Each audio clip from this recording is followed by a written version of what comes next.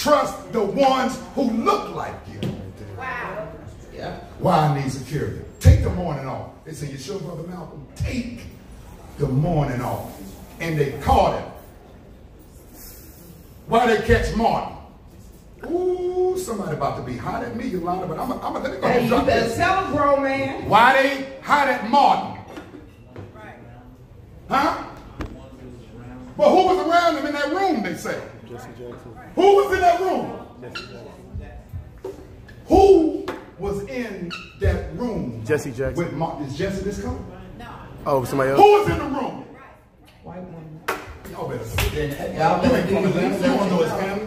You want to sit there and protect the ones that you want to protect. But y'all want to throw that slant on Malcolm. Malcolm got all of his shit in early.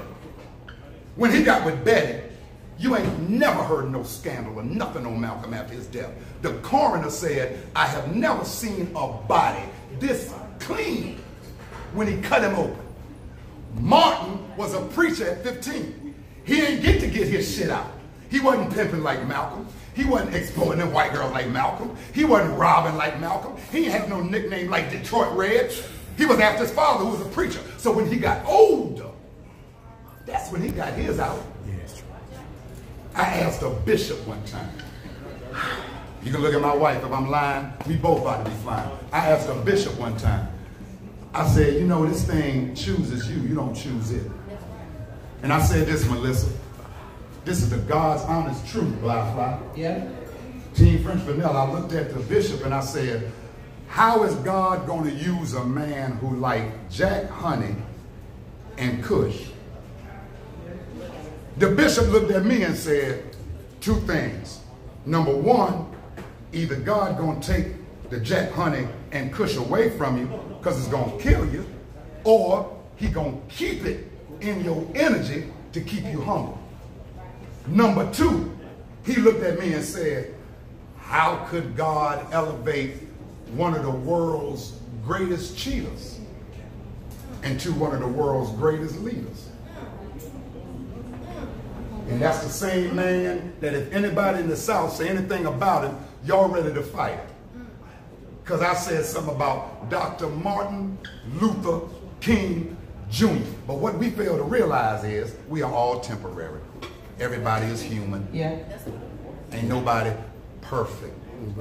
And you scare black leaders in the community, kill them. Because my son is going to be leery of leading the community. Because dad, all the great leaders, they kill them. That's the field. The cops, that's the field. The school shootings, that's the field. Bombing churches, that's the field. And if you can walk around with that field, you stay complacent. And you ain't gonna do nothing. That's why when I talked at that church that night, I said, raise your hand if you're afraid to die. A couple of hands went up. Majority of the hands went up in a church. How ironic is that? We in a church. I asked, you afraid to die? Majority of the hands go up. I said, everybody that's got their hand up, you can't do nothing for the movement. You stay in the house. Right. And don't do nothing for the movement because you're going to get somebody killed. They was looking at me like, huh? Fear. If you're afraid, you can be compromised. If you're fearful, you won't move as fast. You won't talk the same in front of the camera. And you sure won't die for nothing.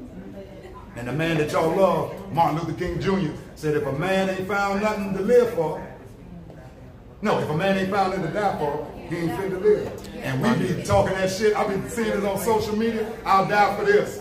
I'll die for that. I'll die for my family. I'll die for mine. I'll go out of here for mine. Would you? Would you? Because it's funny to me that you'll die for your family, but you're scared to go down to a rally. Because you don't know what the cops going to do. But you're going to die for your family. Everybody in this room going to die. One day. Leave them on this, Yolanda. 7,432 deaths daily in the United States. Yep, every 12 seconds someone dies. When someone dies in the United States, every 12 seconds. So put that into perspective. Since you're afraid, now get afraid of this. The positivity of the whole stat is that all of us are still here. So that means we ain't in the statistic. The unknown part of the stat is that the day ain't over. Same. The night ain't over. Same thing about the You don't know what you're going to be at 11 o'clock. You don't know where you're going to be at 11:30. Right. Those students had no idea. And if you die at 12:30 a.m., it just only means you died on a Wednesday instead of a Tuesday, because it's after 12.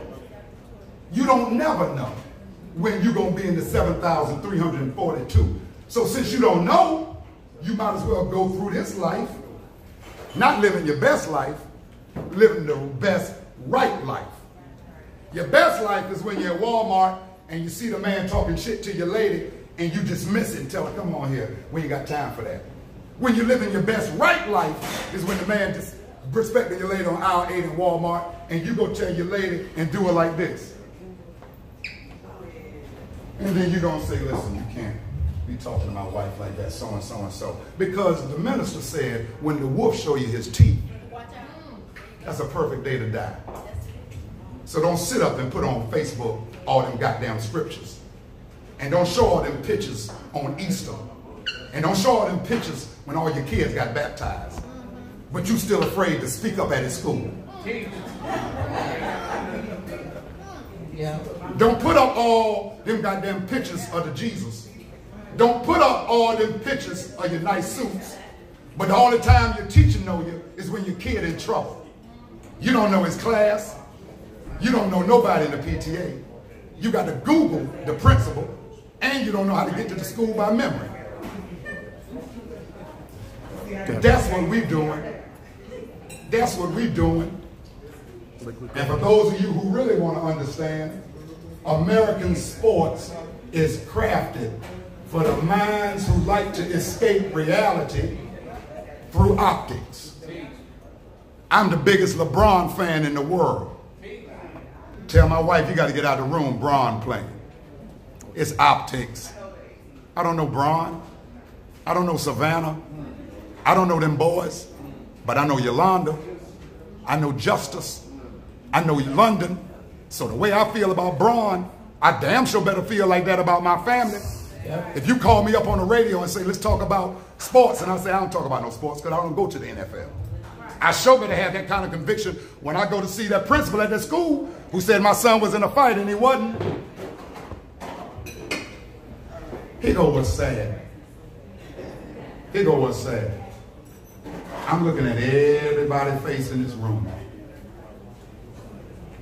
And here's your synopsis. We like to listen to react, not listen to understand. Some of y'all checked out because the game is on. Say it again. Some of y'all checked out because the game is on. If I miss a game, they're going to show them goddamn highlights all night. And I can catch up. Some of y'all don't give a damn what I'm talking about just because of who delivering the message. Because some of y'all might have a problem with me. And black people are good to kill the messenger and miss the message. So I really don't give a damn if you got a problem with me. That means you really got a problem with yourself. The rest of the scenario is there are women in here that are actually trying to get something out of what I'm saying. Yeah. Other